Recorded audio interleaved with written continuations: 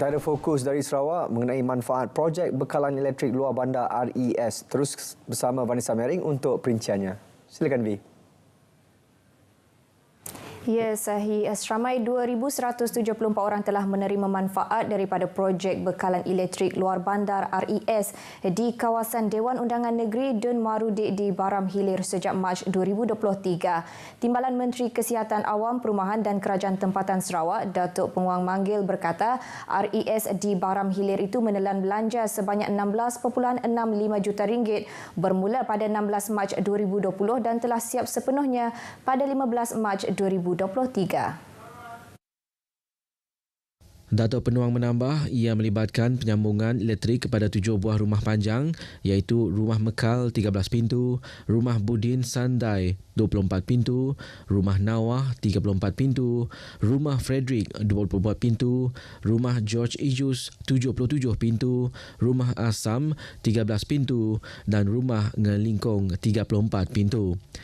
Beliau memberitahu pelbagai inisiatif telah dilaksanakan bagi meningkatkan kehidupan dan keselesaan penduduk termasuk projek RES dan projek infrastruktur lain seperti telekomunikasi dan Dewan Serbaguna. Beliau berkata demikian semasa merasmikan projek RES di Rumah Budin Anak Sandai, Asam Paya, Hilir, Madudi. Beliau menambah projek ini adalah strategi untuk memanjangkan grid elektrik Sarawak sedia ada melalui pembinaan tiang agihan elektrik dan talian bekalan ke kawasan yang tidak mempunyai bekalan elektrik. Sehubungan itu, beliau menyeru penduduk luar bandar untuk memohon RES dari pejabat residen dan daerah masing-masing. Beliau juga menekankan semula peranan dan fungsi ketua masyarakat supaya responsif terhadap isu-isu berkaitan kawasan mereka. Beliau turut mengumumkan peruntukan MRP RM15,000 kepada JKKK Rumah Budin dan RM5,000 untuk biro wanitanya. Pelbagai acara bakal dianjurkan dengan siapnya projek tebingan Sungai Limbang Fasa 1 yang menempatkan pentas utama dan amphitheater. Timbalan Menteri Industri Makanan, Komoditi dan Pembangunan Wilayah, Datuk Dr. Abdul Rahman Ismail berkata, projek Fasa 1 dijangka siap selewat-lewatnya penghujung bulan Ogos ini setelah dimaklumkan oleh pihak kontraktor. Fasa pertama ini juga mengalami kelewatan, termasuk ada satu bahagiannya terpaksa diambil keluar daripada fasa pertama ini sebab masalah tanah susur, dan itu kita akan buat selepas inilah. Dengan siapnya Esplanade ini nanti, maka banyaklah program-program dapat kita jalankan di sini.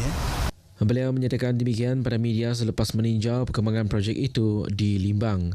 Projek tebingan Sungai Limbang melibatkan 3 fasa dengan peruntukan berjumlah lebih 100 juta ringgit dijangka siap sepenuhnya menjelang pertengahan 2025. Ia bakal menjadi tebingan sungai terpanjang di Sarawak sejauh 1.8 km dan menjadi kawasan rekreasi yang dinantikan penduduk Limbang.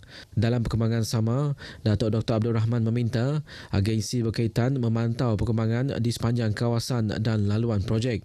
Ini termasuk menyediakan papan tanda bagi jalan yang ditutup, memantau serta memperbaiki jalan yang rosak bagi mengelak insiden bahaya di kawasan tapak pembinaan. Kuasa hidrogen yang dihasilkan Sarawak tidak akan menghasilkan letupan seperti yang didakwa oleh setengah pihak. Timbalan Menteri Tenaga dan Kelestarian Alam Sekitar Dr. Hazlan Abang Hibni memberitahu kebimbangan yang tidak berasas itu tidak akan membantu pertumbuhan ekonomi tetapi hanya mencipta persepsi negatif. Dr. Hazlan menjelaskan dengan kajian yang berterusan, kuasa hidrogen yang dibangunkan di negeri ini menghasilkan elektron dan bukannya gas. Menyedari risiko bahan itu, kerajaan tidak akan sewenang-wenangnya melabur dalam kuasa yang memudaratkan pengguna tanpa sebarang kajian. Malah beberapa buah bas yang beroperasi di sekitar Kuching sejak 3 tahun lepas juga terbukti selamat dan tidak pernah meletup. Dr. Hazlan berkata demikian pada Majlis Penangguhan Festival Malhijrah 1445 di Kuching pagi tadi.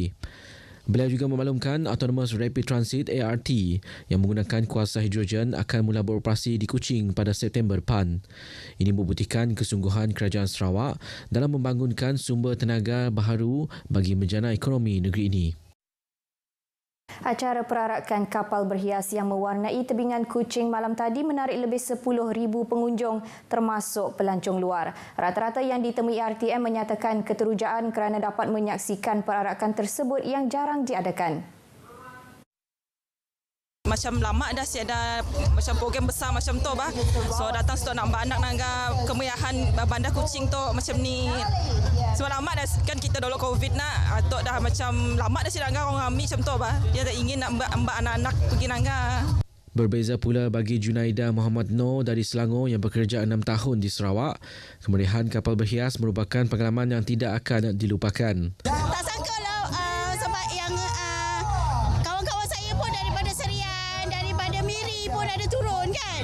Lepas tu tak sangka lah kita orang dapat peluang join the pesta ni untuk sambutan 60 tahun Sarawak Merdeka. Tadi dengar lewat immigration.